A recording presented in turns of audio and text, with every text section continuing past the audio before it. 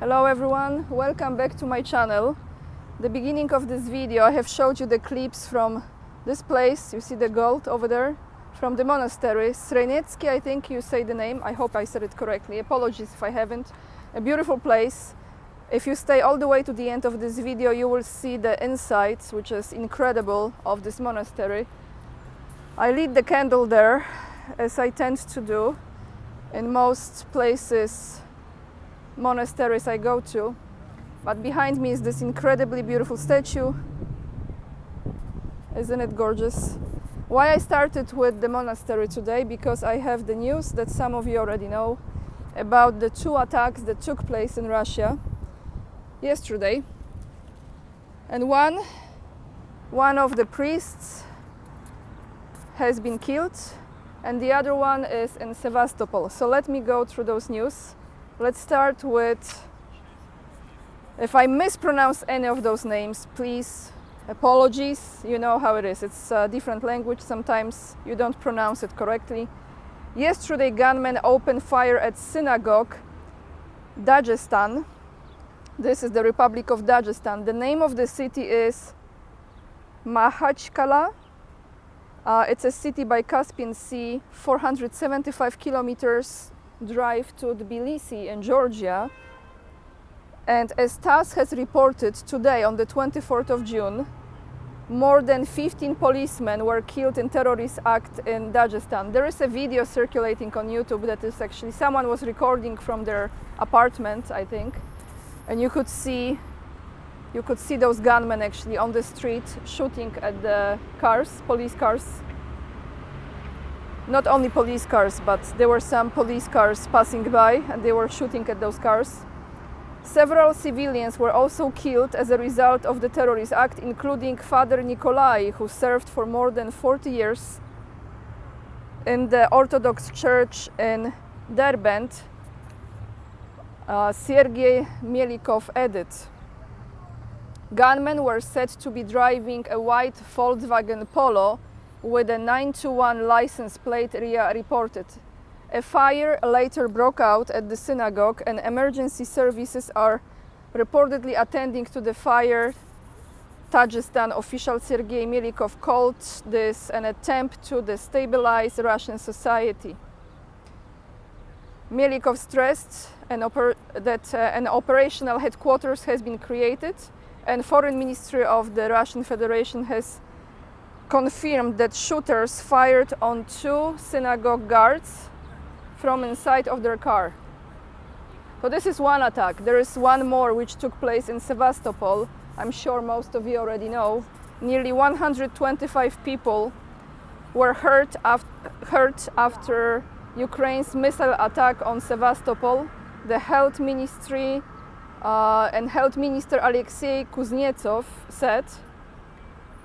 And according to Russian children's rights, I don't know this word, so if I say it not correctly again, apologies. Ombudswoman Maria Lvova-Bielova, she's saying that 5 children are in critical condition.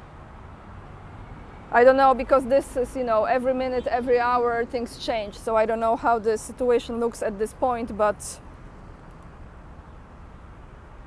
according to the Russian Defense Ministry, the Kiev regime on Sunday staged a terrorist attack on civilian infrastructure on Sevastopol with the use of ATACMS tactical missiles carrying cluster munitions. 4 missiles. Someone said in one of the comments that those 4 missiles were American missiles.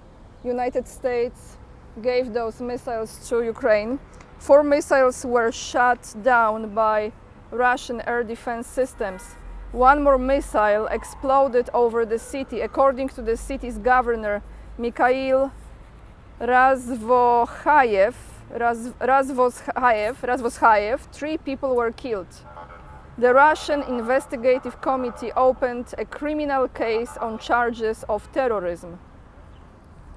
So just in one day, we have those 2 events taking place, and with this I have, last but definitely not least, few words from my favorite lady, Maria Zakharova. from 23rd of June, yesterday, Russia to take measures to prevent Kiev's attacks on energy facilities. Foreign Ministry of the Russian Federation makes a statement. Ukrainian attacks at the Russian energy infrastructure aimed at the inflicting irreparable damage to the economy and creating the risk of a man-made disaster. Maria Zakharova said, commenting on latest Ukrainian attacks on the city of Energodar. I think she made those statements before the other two attacks. I'm not sure. I think that's what it was. Quoting Maria Zakharova, the systematic nature of Ukrainian attacks on the Zaporozhye nuclear power plant and other Russian energy facilities exposes a fairly established and deliberate tendency aimed at inflicting irreparable damage to the Russian economy and creating the risk of a man-made disaster that will put security of the entire European continent at risk, she said. Realizing how untrustworthy the regime of Zelensky is, our country will take all necessary measures in its regard in order to deprive the Kiev regime of the opportunity to perform attacks of this kind.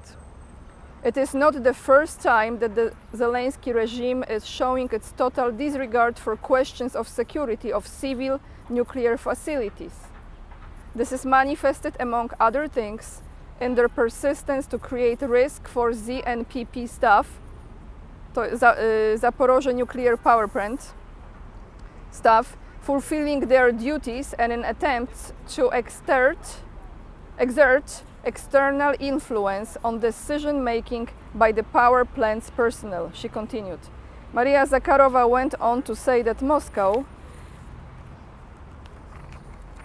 has been doing its best to ensure proper working atmosphere for the power plant's personnel, including through improving social and economic conditions in the adjusted city of Energodar and repairing infrastructure. More from Maria Zakharova. We are doing everything possible to cater for all needs of the population. They're also to protect people from the Kiev junta and its wicked, provocative acts, the spokeswoman added. Nevertheless, more from Maria Zakharova, we have to admit that ZNPP personnel and their family members, including children, continue to receive threats from Ukrainian special services. Apparently, the Kiev regime has no plans of abandoning its policy of intimidating the power plant's personnel through blackmail and intense psychological pressure, she said. And this statement came in relation to June 19th, when 4 Ukrainian drones destroyed the Lach substation, which triggered energy and water supply outage in the city, and it was lasting for several hours. On June 21st, IAEA Director General Rafael Grossi said that the damage sustained by the Lach substation had a direct impact on nuclear safety and security. So this is going on, guys. Now I think, at first people maybe thought like Moscow will be mainly hit by those attacks.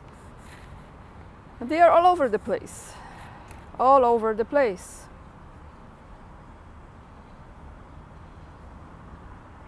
Isn't it crazy world we are living in, guys?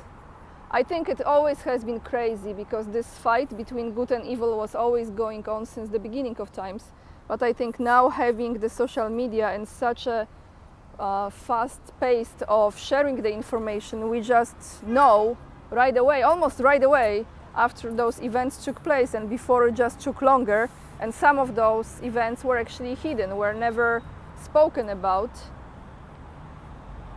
And now everything comes up to the surface, and we pretty much sooner or later will know everything, and everything will be revealed.